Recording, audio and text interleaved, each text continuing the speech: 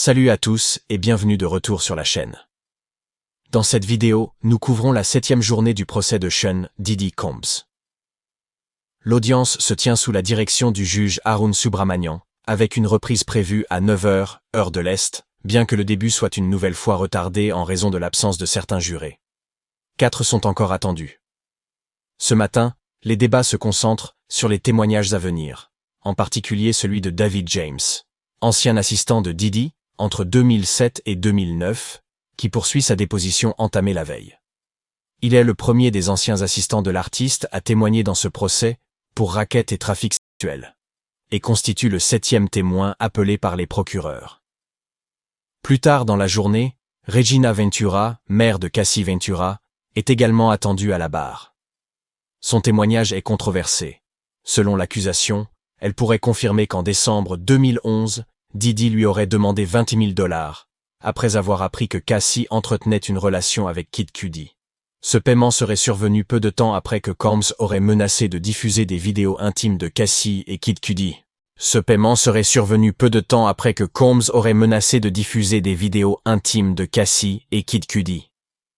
Regina aurait alors contracté un prêt pour transférer l'argent, qui lui aurait ensuite été restitué sans explication. Les procureurs disposent de relevés bancaires pour appuyer ces faits, qu'ils considèrent comme une preuve du contrôle coercitif exercé par Combs sur Cassie. La défense conteste ce témoignage, estimant qu'il pourrait nuire à leurs clients, en soulignant la disparité économique entre lui et la famille Ventura. L'avocat de Diddy, Mark Anifilo, rappelle que l'argent a été rendu, et le juge Subramanian a indiqué que toute objection serait traitée lorsque Regina Ventura prendra effectivement la parole. Sur place, la sœur de Diddy est présente dans la salle d'audience, contrairement à ses enfants et sa mère, absents aujourd'hui. Diddy, lui, attend le début de la séance vêtu d'un pull bleu chiné, d'une chemise blanche à col et d'un pantalon gris foncé, échangeant quelques mots avec son avocat dans l'attente du début des dépositions. Enfin, c'est la procureure Christy Slavic qui poursuit aujourd'hui l'interrogatoire de David James. David James, qui avait été l'assistant de Sean Diddy Combs de 2007 à 2009, avait témoigné qu'il n'avait jamais vu de ses propres yeux de violence physique entre Combs et Cassie Ventura. Cependant, il avait précisé les avoir entendus se disputer à plusieurs reprises, principalement au sujet de la carrière de Ventura. Selon ses mots, lors de ces discussions, Cassie Ventura exprimait son désir de se lancer davantage dans le mannequinat et dans le métier d'actrice, mais Combs lui répondait qu'elle devait se concentrer sur sa carrière musicale. James avait travaillé pour Combs dès le début de la relation entre ce dernier et Ventura. Elle avait signé un contrat avec la société de Combs, Bad Boy Records, au début de l'année 2006. Leur relation amoureuse avait commencé autour de 2007, et ils s'étaient séparés en 2018. James avait témoigné la veille que Combs avait plusieurs petites amies pendant la période où il travaillait pour lui. Il avait décrit Kim Porter, la mère de 3 des enfants de Combs, comme sa principale petite amie. Puis il avait cité 4 autres femmes, dont Cassie Ventura, en les qualifiant de ses autres petites amies. Il avait raconté une soirée au cours de laquelle il était sur l'ordinateur chez Combs pendant que celui-ci se trouvait en club avec Cassie Ventura, une autre assistante et un agent de sécurité. Dès qu'il a franchi la porte, il s'est précipité sur moi, avait déclaré James. Il avait ensuite précisé que Combs avait consulté l'historique de recherche de l'ordinateur car un article de blog avait été publié rapportant une agression supposée de Combs contre Ventura. Combs voulait savoir si James en était l'auteur. James n'avait pas vu Cassie Ventura ce soir-là, mais 2 jours plus tard, Combs lui avait demandé de lui apporter à manger dans un hôtel à proximité. Lorsqu'il s'y était rendu, il avait été surpris de voir qu'un membre du personnel de Combs avait ouvert la porte à sa place. Ventura était resté à l'hôtel environ 1 semaine, selon James. James avait témoigné qu'il préparait fréquemment des chambres d'hôtel pour Combs, et que lorsqu'il séjournait à New York, l'hôtel de prédilection de Combs était le Trump International. Il y préparait des vêtements, une trousse de toilette, une trousse à médicaments, de la nourriture et des boissons.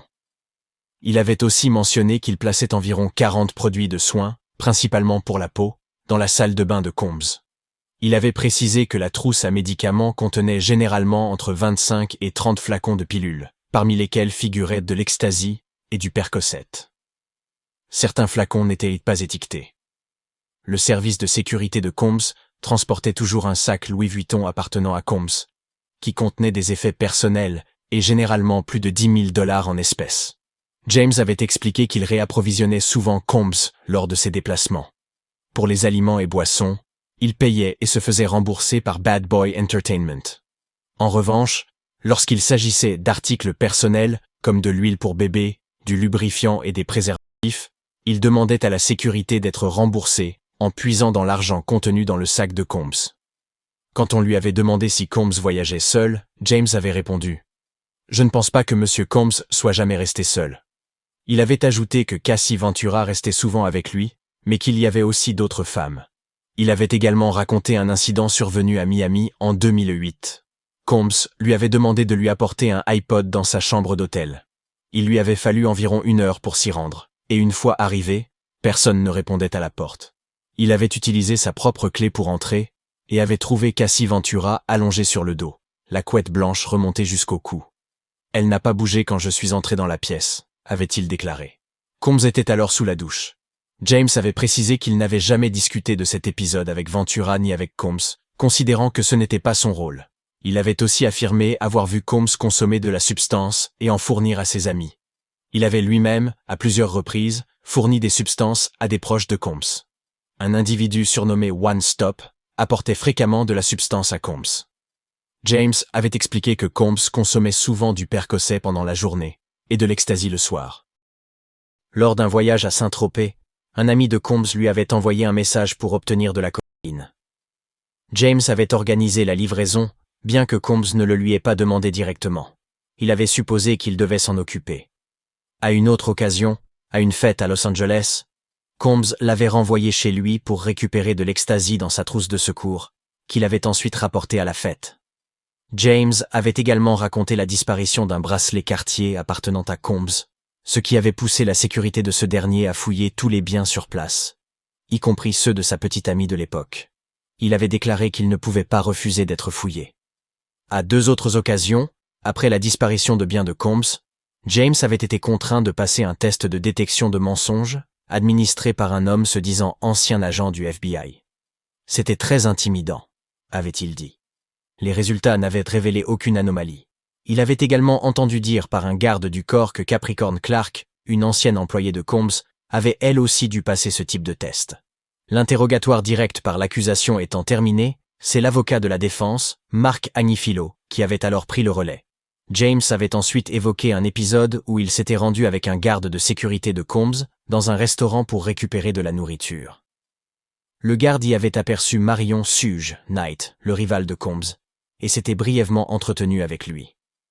De retour chez Combs, ce dernier et Cassie Ventura se disputèrent dehors. Elle semblait avoir pleuré. Combs avait ensuite ordonné à James de le reconduire, lui et le garde, au restaurant afin de retrouver Knight. James avait précisé que Combs était assis à l'arrière de la voiture, avec 3 armes de poing posées sur ses genoux. Lorsqu'ils étaient retournés au restaurant, Suge Knight était déjà parti. James avait déclaré avoir été profondément bouleversé par cet incident, affirmant que c'était la première fois qu'il s'était senti en danger dans son rôle d'assistant. Peu après cet événement, James avait présenté sa démission, proposant néanmoins de rester 6 mois de plus pour former un remplaçant. Il avait quitté l'entreprise de Combs en mai 2009. Agnifilo avait ensuite confronté James à des documents issus de ses réunions avec le gouvernement. Il avait souligné que l'un de ces documents s'arrêtait avant le retour au domicile de Combs, lors de l'événement au Mel's Diner. James avait alors expliqué que le gouvernement lui avait demandé de ne pas dire quoi que ce soit pouvant l'incriminer. Ces documents montraient aussi qu'il avait, à un moment donné, affirmé que certains faits s'étaient produits à l'intérieur du restaurant, alors qu'il avait témoigné qu'ils s'étaient déroulés à l'extérieur. « Je pense que ces notes sont inexactes », avait répondu James, tout en affirmant que ses souvenirs sur la majeure partie de l'événement étaient restés cohérents.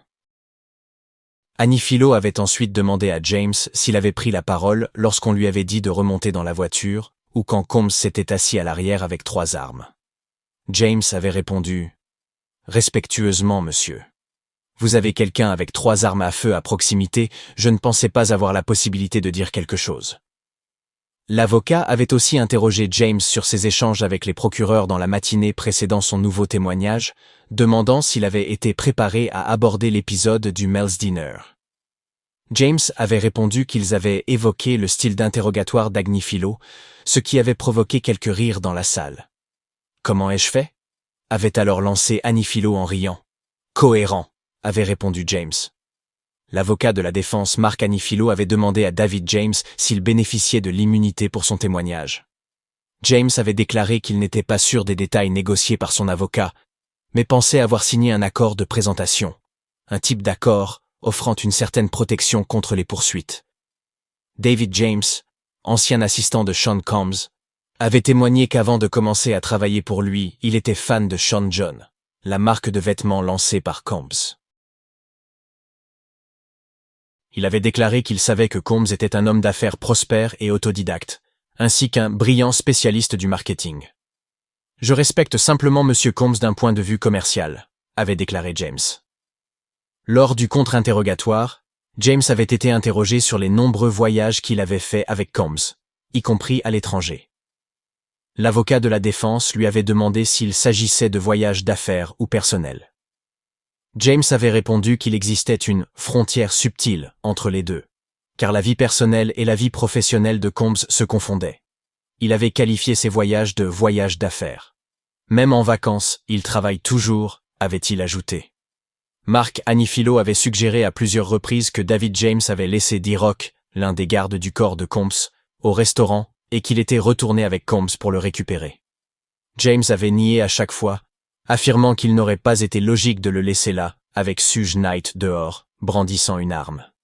James avait aussi expliqué que lorsque Combs sortait en public, les gens étaient presque en foule autour de lui, demandant des autographes et essayant de le rencontrer.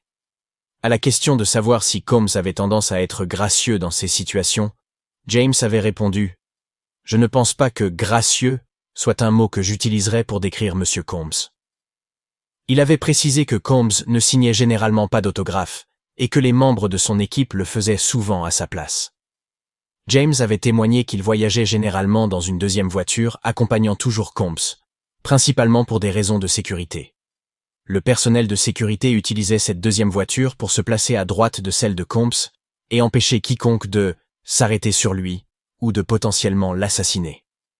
David James était un témoin clé de l'accusation en raison de sa capacité à décrire la vie dans le cercle intime de Combs, selon l'analyste juridique de CNN et avocat de la défense pénale, Joey Jackson. « Il vous emmène dans l'entreprise », avait déclaré Jackson. Il avait rappelé que les accusations visaient des faits relevant de la loi RICO, utilisée pour désigner 35 infractions, incluant enlèvement, meurtre, corruption, incendie criminel et extorsion. Les procureurs accusaient Combs de diriger une entreprise criminelle de racket, dans laquelle lui et certains membres de son entourage forcèrent des femmes à participer à des rapports intimes sous l'effet de la substance, lors d'événements appelés freak-offs. Les procureurs cherchent donc à identifier ces comportements répréhensibles, non seulement pour salir Diddy, ce qu'ils font efficacement, avait affirmé Jackson, mais aussi pour aborder la question de la loi RICO.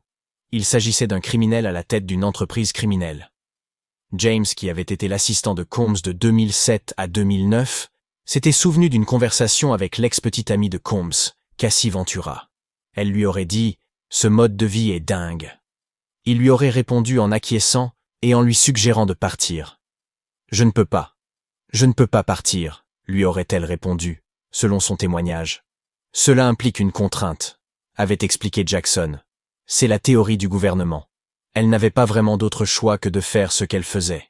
C'est ce qu'ils affirment.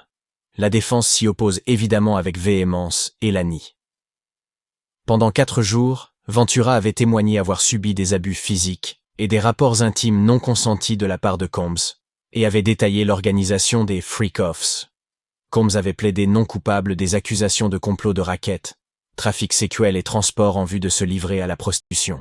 David James avait aussi déclaré qu'un des assistants de Combs avait dû être hospitalisé pour déshydratation après avoir travaillé avec lui pendant 24 heures d'affilée. Il avait reconnu que le travail était exigeant, mais avait ajouté qu'il était préparé pour le moment et que cela lui plaisait parfois. Il avait mentionné un dicton courant parmi les agents de sécurité. Vous savez ce qui rime avec fatigué, viré. James avait aussi témoigné qu'il achetait des articles personnels pour Combs, préservatifs, huile pour bébé, lubrifiant, et qu'il demandait à la sécurité de lui remettre de l'argent directement du sac de Combs pour ses achats. Il avait précisé que Combs ne voulait pas que ses achats apparaissent dans les remboursements d'entreprise, car c'étaient des articles pour lesquels il ne voulait pas avoir de traces. L'avocat de la défense avait alors demandé si cela signifiait que l'entreprise ne payait pas pour ces articles. James avait répondu « Je veux dire, c'est tout son argent ». Mark Agnifilo avait aussi interrogé James au sujet du rider de Combs, une liste d'articles à avoir à disposition avant l'arrivée de la star dans un lieu. James avait confirmé que ce genre de liste était courant pour les personnalités de haut niveau. Il avait expliqué que le rider permettait à Combs de bénéficier d'un environnement cohérent, où qu'il aille. Le ketchup était un élément important dont il avait toujours besoin pour sa nourriture. Il s'agissait donc simplement de la cohérence, avait dit James. Plus tôt dans la journée, James avait détaillé les préparatifs à faire avant l'arrivée de Combs dans un hôtel. Vêtements, trousse de toilette, trousse à médicaments, nourriture et boissons. Il avait mentionné qu'il organisait une quarantaine de produits de soins dans les salles de bain. Lors du réapprovisionnement des articles personnels, comme l'huile pour bébé, le lubrifiant et les préservatifs, il demandait un remboursement à la sécurité. Il avait affirmé qu'une partie de son travail consistait à rendre chaque environnement confortable, selon la liste d'objets fournis. James avait aussi témoigné de la camaraderie qui régnait parmi le personnel de Combs, disant que l'on considérait Bad Boy Records comme une famille. À un moment donné, Maman Combs m'appelait son fils, avait-il partagé. L'avocat de la défense lui avait demandé quelle était sa mission. James avait répondu « pour m'assurer qu'il était heureux et préparé pour la journée ». Lors du contre-interrogatoire, Agnifilo était revenu sur un épisode où James avait acheté de la cocaïne à un ami de Combs alors qu'ils étaient sur un yacht à Saint-Tropez. James avait admis ne pas en avoir parlé à Combs, précisant qu'il l'avait fait pour un ami personnel de ce dernier, considérant cela comme une tâche professionnelle. Il avait également été interrogé sur une altercation avec une des chefs de Combs au domicile de ce dernier à Star Island, en Floride. James avait expliqué avoir été contrarié lorsque la chef avait tenté de lui dire où devait se trouver Combs. Il avait déclaré qu'il lui avait attrapé les deux poignets, les avait serrés, et lui avait dit de rester dans son couloir. L'incident avait été rapporté aux ressources humaines de Bad Boy Entertainment, puis à Combs. Celui-ci avait confronté James, lui disant « Tu ne peux pas mettre la main sur les femmes », et l'avait averti qu'il le renverrait si cela se reproduisait. Combs lui avait demandé d'écrire un mot d'excuse à la chef et de lui offrir un cadeau. James avait obéi, et elle avait fini par lui pardonner. Enfin, lors du contre-interrogatoire, James avait évoqué une conversation entendue très tôt dans la relation entre Combs et Cassie Ventura. Il avait entendu Combs dire à un associé « Elle est malléable. Je l'ai exactement là où je la voulais. Elle est jeune. » James avait précisé que cette conversation avait eu lieu au moment où Kim Porter, mère de plusieurs enfants de Combs, venait de déménager à Los Angeles et que Combs y passait alors plus de temps. L'avocat de la défense, Mark Agnifilo, a terminé le contre-interrogatoire de David James, un ancien assistant de Sean Diddy Combs. Lors du réinterrogatoire par la procureure Christy Slavic, David James a témoigné que Combs lui avait un jour demandé de signaler faussement à la police une altercation entre lui-même et sa chef cuisinière dans sa maison d'Alpine, dans le New Jersey. Combs, m'a demandé de dire qu'elle, la chef, était l'agresseur et de le frapper en premier, a déclaré David James. James a expliqué qu'il ne voulait pas faire une fausse déclaration à la police. Il a donc erré un moment dans le New Jersey avant de rentrer chez Combs et de lui dire qu'il avait fait la déclaration, a-t-il raconté. Il s'agissait de la même cuisinière avec laquelle James avait lui-même eu une altercation en Floride. À ce sujet, James a témoigné que Combs lui avait dit « Tu ne peux pas toucher aux femmes », en le prévenant qu'il serait obligé de le licencier si cela se reproduisait. David James n'est désormais plus à la barre. Après une pause de 10 minutes, les procédures judiciaires ont repris. Les procureurs ont ensuite appelé Regina Ventura, la mère de Cassie Ventura, à la barre. Elle a été interrogée par la procureure Emily Johnson au nom du gouvernement. Johnson lui a d'abord demandé d'identifier Sean Diddy Combs sur une photo et d'expliquer comment elle le connaissait. « Il est sorti avec ma fille », a répondu Regina Ventura. Elle a expliqué avoir rencontré Combs pour la première fois en 2006, lorsque sa fille a signé avec son label Bad Boy Records. Quand Cassie et Combs ont commencé à sortir ensemble à New York, elle disait voir sa fille 3 ou 4 fois par an. Après que Cassie a déménagé en Californie avec Combs, elle la voyait moins souvent, en général pendant les vacances. C'était plus difficile de l'atteindre, a-t-elle déclaré. Selon l'analyste juridique Joey Jackson, ce témoignage pourrait aider les procureurs à démontrer que Cassie Ventura a été contrainte, notamment à travers l'évolution de son comportement dans la relation avec Combs. Je pense qu'ils vont aborder les différences de comportement entre Cassie au début de sa relation avec Sean Combs et la relation continue et terminée. Cela révèle si elle a été contrainte. Cela en dit long sur son véritable état d'esprit, a-t-il déclaré. Car cette question de la contrainte est un véritable champ de bataille. Soit vous étiez un monstre et vous avez agi en toute connaissance de cause, soit vous l'avez fait parce qu'il vous y a forcé, pour ainsi dire. Les procureurs ont soutenu que Combs dirigeait une entreprise criminelle de racket, dans laquelle lui et certains membres de son entourage forcèrent des femmes à participer à des rapports intimes sous l'effet de substances lors de ce qu'il appelait des freak-offs. Combs a plaidé non coupable des accusations, notamment de complot de racket, trafic et transport à des fins de rapports intimes. Joey Jackson a ajouté que Regina Ventura pourrait aussi témoigner en tant que témoin de tollé récent, si sa fille lui avait partagé ses émotions après certains incidents. C'est une preuve admissible. Ce n'est pas du oui-dire, et cela soulève la question cruciale de son consentement, a-t-il affirmé. Du point de vue de la défense, c'est un cauchemar de contre-interroger une mère. Les procureurs ont affirmé que Regina Ventura pouvait témoigner qu'en décembre 2011, Combs lui avait demandé de lui verser $20 000 pour couvrir l'argent qu'il avait dépensé pour sa fille, après avoir appris qu'elle fréquentait le rappeur Kid Cudi. Regina Ventura avait contracté un prêt et transféré l'argent à Combs. Celui-ci lui a été restitué sans explication quelques jours plus tard, selon l'accusation. L'avocat de la défense, Mark Agnifilo, a tenté d'empêcher ce témoignage. Le juge Subramanian lui a permis de s'y opposer lorsqu'il serait présenté. Regina Ventura a aussi affirmé que sa fille lui avait envoyé un email en décembre 2011, dans lequel elle disait que Sean Combs l'avait menacé de diffuser 2 vidéos explicites d'elle. L'email disait « Sean Combs m'a menacé de diffuser 2 sextapes explicites de moi. Une le jour de Noël, peut-être avant ou juste après, et une autre peu après. » Il a également déclaré qu'il demanderait à quelqu'un de nous agresser physiquement, ainsi qu'à Scott Mescudi. Il a bien précisé que ce ne serait pas de sa faute, il a même dit qu'il serait à l'étranger au moment des faits. Regina Ventura a déclaré s'être sentie physiquement malade à la lecture du courriel, envoyé sous le pseudonyme Veronica Bang. Il avait aussi été adressé à un employé de Combs. Je n'ai pas compris grand-chose. Les sextapes m'ont déstabilisé. Je ne connaissais pas l'autre personne, mais je savais qu'il allait essayer de faire du mal à ma fille, a-t-elle dit. Cassie Ventura avait elle-même témoigné la semaine précédente. Combs, m'a parlé de vidéos qu'il avait et qu'il allait publier, et qu'il allait faire du mal à Scott et moi. Elle avait précisé que ces vidéos concernaient les rapports intimes appelés freak-offs. Elle avait aussi dit que Combs lui avait affirmé que la voiture de Kid Cudi exploserait dans son allée, ce qui s'était ensuite produit. Regina Ventura a confirmé que Combs l'avait contacté vers cette même période pour lui demander $20 000, disant qu'il voulait récupérer l'argent investi pour Cassie. Elle a dit que Combs était en colère que sa fille soit avec Kid Cudi. Elle et son mari ont contracté un prêt sur leur maison. C'est la seule façon pour nous d'obtenir l'argent, a-t-elle témoigné. Une comptable de Combs avait envoyé à Regina Ventura les instructions pour le virement. Elle s'est rendue à la coopérative de crédit et a transféré l'argent vers un compte Bad Boy. Elle a dit avoir agi par peur pour la sécurité de sa fille.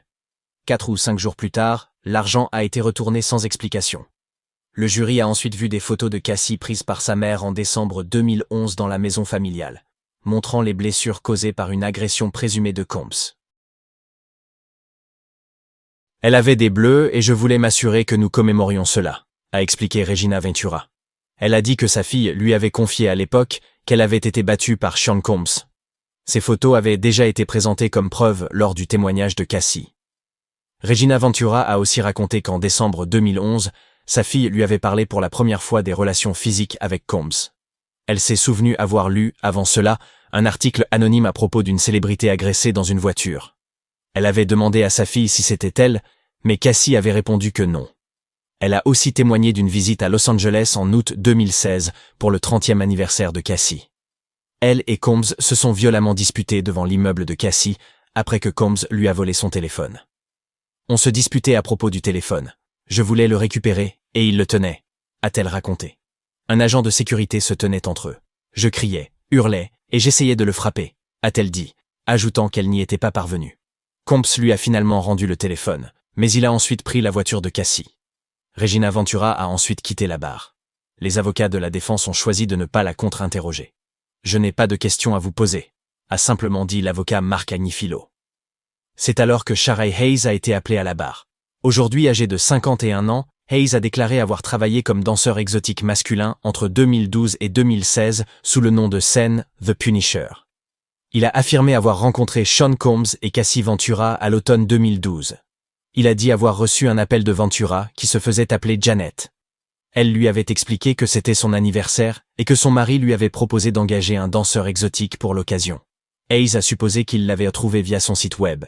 Il a raconté les avoir rencontrés pour la première fois au Trump International Hotel de New York, pensant y offrir un simple striptease de 30 ou 45 minutes à un petit groupe.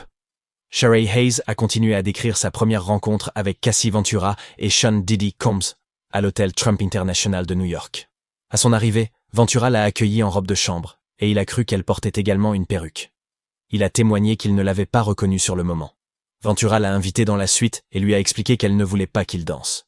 Elle lui a dit que elle et son mari aimaient créer des scènes coquines, impliquant l'application d'huile pour bébé, et que son mari finirait par venir les regarder, a témoigné Hayes. Ventura lui a dit d'ignorer son mari, a déclaré Hayes. On m'a expressément dit de ne pas prêter attention à son mari, d'éviter de le regarder, de ne rien communiquer, a-t-il témoigné. Après lui avoir expliqué la situation, Ventura lui a tendu une liasse de billets et lui a dit qu'il pouvait se changer en sous-vêtements ou en serviette dans la salle de bain. Il a compté $800 en espèces, puis s'est glissé dans une serviette, a-t-il dit. Témoignant davantage sur la première rencontre qu'il a eue avec Sean Combs et Cassie Ventura, Sharae Hayes a déclaré qu'il avait suivi l'exemple de Ventura et imité ce qu'elle avait fait. Hayes a déclaré que lorsque Ventura a commencé à se verser de l'huile pour bébé, il a fait de même. Il a finalement vu un homme entrer dans la pièce, a-t-il témoigné. Hayes se souvient que Combs parlait à Ventura en lui donnant des instructions subtiles, notamment des ajustements qu'il souhaitait apporter à l'éclairage et à la façon dont son corps était positionné. Hayes a déclaré qu'à la fin de la rencontre, Ventura l'a remercié et lui a remis $1 200 supplémentaires. Sharae Hayes, témoignant de sa première interaction avec Cassie Ventura et Sean Combs à l'hôtel Trump International de New York, a déclaré qu'il ne savait pas que l'homme dans la pièce était Combs. À une autre occasion, alors qu'il rejoignait Combs et Ventura dans un hôtel, Hayes a témoigné que la télévision affichait un message. L'Essex House souhaite la bienvenue à Monsieur Sean Combs. Hayes a déclaré qu'il était fan de Combs et qu'il le suivait déjà sur les réseaux sociaux à l'époque. Après avoir vu le message télévisé, Hayes a reconnu Ventura à partir de photos du couple ensemble, a-t-il déclaré. Hayes a rejoint le couple pour des interactions similaires, environ 8 à 12 fois au total, a-t-il témoigné. Le jury a été libéré pour le déjeuner jusqu'à 13h, HE. L'escorte masculine Sharae Hayes a continué de témoigner après la pause. Le juge était de retour sur le banc, même si le jury n'avait pas encore été convoqué. Lorsque le jury est revenu, Sharae Hayes, un ancien danseur exotique, a continué de témoigner. Il a déclaré qu'il avait été embauché par Sean Combs et Cassie Ventura. Il a dit qu'il les rencontrait parfois plusieurs jours de suite, mais que ces moments étaient espacés de plusieurs mois. Hayes a déclaré qu'il les retrouvait toujours dans un hôtel de New York. Parfois, il les retrouvait à 2h30, heure de l'Est, et ne partait qu'après 11h, heure de l'Est. Hayes a déclaré qu'il recevait généralement un message de Ventura quelques heures à l'avance. Après les premières occasions avec Combs et Ventura, Hayes a déclaré qu'il avait compris qu'il avait été engagé pour créer une scène sexy, qui pourrait ensuite dégénérer en une scène plus intime. Il a dit qu'à chaque fois, Ventura et lui-même commençaient par appliquer de l'huile pour bébé. Combs était toujours présent, a expliqué Hayes, et il s'asseyait à distance, donnant des instructions à Ventura sur les angles, l'éclairage et parfois l'activité intime. Selon Hayes, les rencontres duraient environ 4 heures. Il a mentionné avoir été dirigé pendant les rencontres, après quoi Combs partait, suivi de Ventura. Hayes a témoigné qu'un jour, alors qu'il avait des rapports intimes avec Ventura, Combs a jeté de l'argent sur le lit. Ce fut surprenant, a déclaré Hayes, et Ventura a demandé à Combs s'il allait bien. Combs a répondu qu'il allait bien, a témoigné Hayes. Hayes a ensuite été payé avec cet argent. Hayes recevait généralement $1 200 ou $2 après une séance, mais a déclaré qu'il ne comprenait pas pourquoi le montant variait à différents moments. Un procureur a demandé à Hayes s'il savait si Cassie Ventura s'amusait pendant les rencontres à l'hôtel, au cours desquelles Combs les observait, lui et Ventura. J'avais compris que nous étions en train de créer une scène sexy, qui plairait à son partenaire, a témoigné Hayes. J'ai parfois observé un soupir, une grimace, qui semblait être une frustration face à la fréquence des instructions de Combs, a déclaré Hayes. Lors de ces rencontres, Ventura regardait généralement dans la direction de Combs, a déclaré Hayes. Il ne l'a jamais entendu refuser un seul des conseils de Combs, a-t-il ajouté. Shari Hayes a déclaré n'avoir jamais consommé de substances avec Cassie Ventura et Sean Diddy Combs. Il lui proposait parfois de l'alcool et de la marijuana, a-t-il ajouté. Hayes a également déclaré qu'il n'avait jamais vu Combs prendre de la substance et que Combs n'avait jamais semblé être en état d'ébriété lors de ces rencontres. Hayes a ensuite décrit l'inconfort d'une situation intime en présence du partenaire d'une femme. Il a expliqué avoir essayé de prendre des médicaments pour améliorer ses performances. C'était beaucoup de pression, a-t-il déclaré. Hayes a déclaré que sa dernière séance avec Ventura et Combs avait eu lieu en 2016. Il a déclaré qu'il n'avait pas réussi à se produire et qu'il n'avait jamais été rappelé. Avant de partir, Ventura a payé Hayes et l'a remercié pour avoir été discret et avoir respecté leur vie privée dans nos interactions, a-t-il témoigné. L'avocat de la défense Xavier Donaldson a interrogé Shari Hayes lors du contre-interrogatoire. Donaldson a demandé comment allait Hayes. Plutôt bien, étonnamment, a répondu Hayes. Hayes a témoigné qu'il avait commencé sa carrière de danseur exotique en 1995. Il a déclaré qu'il était maintenant associé chez Uncomania, une compagnie de danseurs exotiques. Interrogé par Donaldson, Hayes a reconnu qu'à l'époque, il pensait être la seule personne avec laquelle Cassie Ventura avait des rapports intimes de cette manière et se sentait spécial. Lorsque Donaldson a suggéré que Hayes avait développé des sentiments pour Ventura, Hayes a dit que ce n'était pas vrai. Donaldson a fait référence à des documents provenant d'une des réunions de Hayes avec les procureurs, où il leur a dit qu'il avait commencé à développer des sentiments pour Ventura. Cela a peut-être été sorti de son contexte, car ce n'est pas le cas, a déclaré Hayes. Hayes a déclaré ne jamais s'être considéré comme un ami personnel de Ventura. Ils ne se sont jamais adressé la parole en privé, hormis quelques brèves plaisanteries avant une séance, a-t-il ajouté. Lors du contre-interrogatoire de la défense, Shari Hayes a été interrogée pour savoir si Cassie Ventura semblait parfois mal à l'aise lors de leurs rencontres à l'hôtel. Je n'ai pas perçu le moindre signe d'inconfort face à ce qui se passait, a répondu Hayes. Hayes a déclaré que lors de ses rencontres avec Ventura et Combs, il n'a jamais observé de tournage ni de violence. Il a déclaré que la marijuana était la seule substance qu'il avait vue pendant son séjour chez Combs et Ventura. Il a confirmé que Ventura ne semblait jamais sous l'influence de substances lorsqu'il l'a vu. Le témoignage de Shari Hayes est terminé. Gérard Gannon, agent spécial du département des enquêtes de la sécurité intérieure, est actuellement à la barre. Il est le 10e témoin cité par l'accusation. Gannon, basé à Miami, fait actuellement partie du groupe de sécurité nationale du HSI, mais il a auparavant travaillé avec son groupe de lutte contre la traite des êtres humains. Les domiciles de Sean Combs, à Los Angeles et à Miami Beach, ont été perquisitionnés en mars 2024. Et le HSI a arrêté Combs en septembre à New York. L'avocat de la défense Xavier Donaldson a terminé le contre-interrogatoire de Shari Hayes. La procureure adjointe Meredith Foster est de retour pour un contre-interrogatoire. Il semblait que cela avait été consenti, en ce qui me concerne, a déclaré Hayes. Hayes a déclaré qu'en tant que danseur exotique expérimenté, il examine toujours une pièce pour s'assurer que les personnes devant lesquelles il se produit sont à l'aise. L'agent spécial Gérard Gannon a déclaré qu'il était l'agent spécial en charge sur le terrain de la perquisition du domicile de Sean Diddy Combs à Miami Beach le 25 mars 2024. Gannon a déclaré que la recherche avait été confiée à son unité parce qu'elle était liée à une enquête sur la traite des êtres humains. Entre 80 et 90 agents des forces de l'ordre ont participé aux recherches en raison de la taille de la propriété, a-t-il précisé. La maison, d'une superficie d'environ 1800 mètres carrés, comprend une résidence principale et une maison d'amis. Selon Gannon, les recherches ont nécessité l'intervention de l'équipe d'intervention spéciale pour assurer la sécurité de la propriété. Environ 25 membres de l'équipe ont pu pénétrer dans la propriété et l'évacuer afin de garantir la sécurité du site et de lancer les recherches. Ils étaient prêts à affronter des agents de sécurité armés, a ajouté Gannon. Il a témoigné que certains agents étaient positionnés sur des bateaux pour potentiellement intercepter toute personne essayant de quitter la propriété via l'accès direct à l'eau. Les recherches ont débuté après 15 heures, heure de l'Est, ce jour-là. Habituellement, Les mandats de perquisition sont exécutés tôt le matin, vers 6 heures. Mais ils ont attendu le départ de Combs, a déclaré Gannon.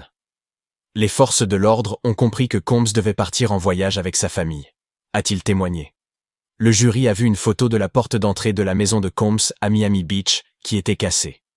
Les agents ont utilisé leur véhicule pour franchir le portail et entrer dans la propriété, a témoigné Gannon.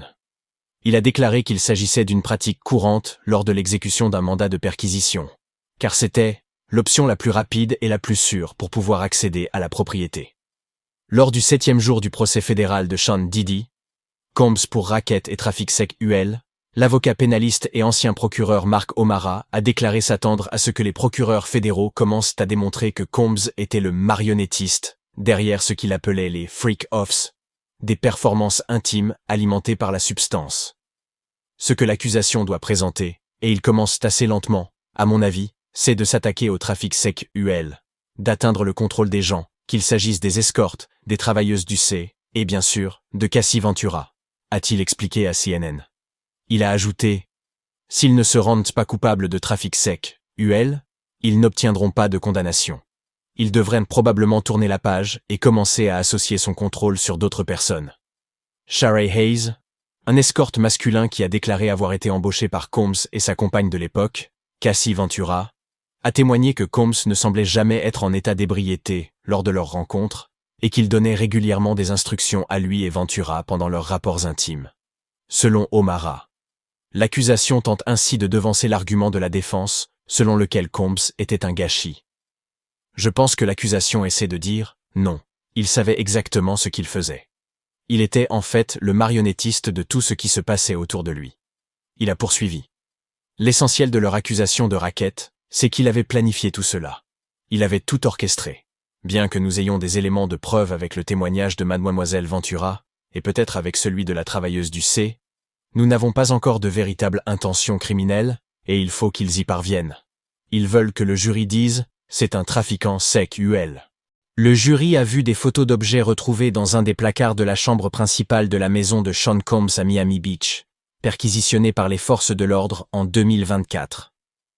L'agent spécial Gérard Gannon a témoigné que les enquêteurs avaient découvert des talons hauts à plateforme, des sextoys, de l'huile pour bébé, du lubrifiant intime, ainsi que de la lingerie dans le placard. Ils ont également trouvé des boîtiers supérieurs et inférieurs d'AR-15, des composants de fusils d'assaut. Gannon a expliqué que l'équipe n'avait pas pu déterminer le fabricant de l'un des fusils AR-15 récupérés. À la barre des témoins, il a brandi un sac contenant les carcasses supérieures de l'AR-15, enfilé des gants en caoutchouc et présenté l'une de ses pièces au jury. Il a précisé que des attaches autobloquantes empêchèrent tout tir. Les agents ont également trouvé 2 chargeurs remplis de balles, ainsi que 2 récepteurs inférieurs, toujours dans le placard. Des photos montrant ces objets, avec des gros plans sur les numéros de série rayés, ont été présentées au jury. Il est beaucoup plus difficile, voire impossible, de déterminer le propriétaire d'une arme à feu sans numéro de série, a déclaré Gannon. Il a témoigné que les AR-15 retrouvés auraient pu fonctionner comme des armes entièrement automatiques à un moment donné, même si, lors de leur récupération, le sélecteur de sécurité était en mode semi-automatique. En général, a-t-il précisé, les AR-15 semi-automatiques ne présentent pas un sélecteur permettant un tir entièrement automatique. Une autre photo montrée au jury représentait des boîtes de talons hauts à plateforme et de la lingerie retrouvée dans le même placard. Gannon a présenté un sac contenant ses chaussures comme pièce à conviction. La perquisition a eu lieu en mars 2024. Le juge Arun Subramanian a ensuite dissous le jury pour la journée, leur demandant de revenir le lendemain à 9 h, heure de l'Est, pour la suite du témoignage de Gérard Gannon. La procureure Maureen Comey a indiqué que le rappeur Scott Mescudi, plus connu sous le nom de Kid Cudi, devrait également témoigner dans le procès. Il avait eu une brève relation avec Cassie Ventura en 2011. On ne sait pas encore quand son témoignage aura lieu. Gannon, qui a commencé à témoigner ce jour-là, reprendra sa déposition le lendemain. Après lui, viendront la psychologue clinicienne Dawn Hughes, puis George Kaplan, un ancien employé ayant démissionné après avoir été témoin de violences physiques, comme l'a précédemment indiqué Cassie Ventura.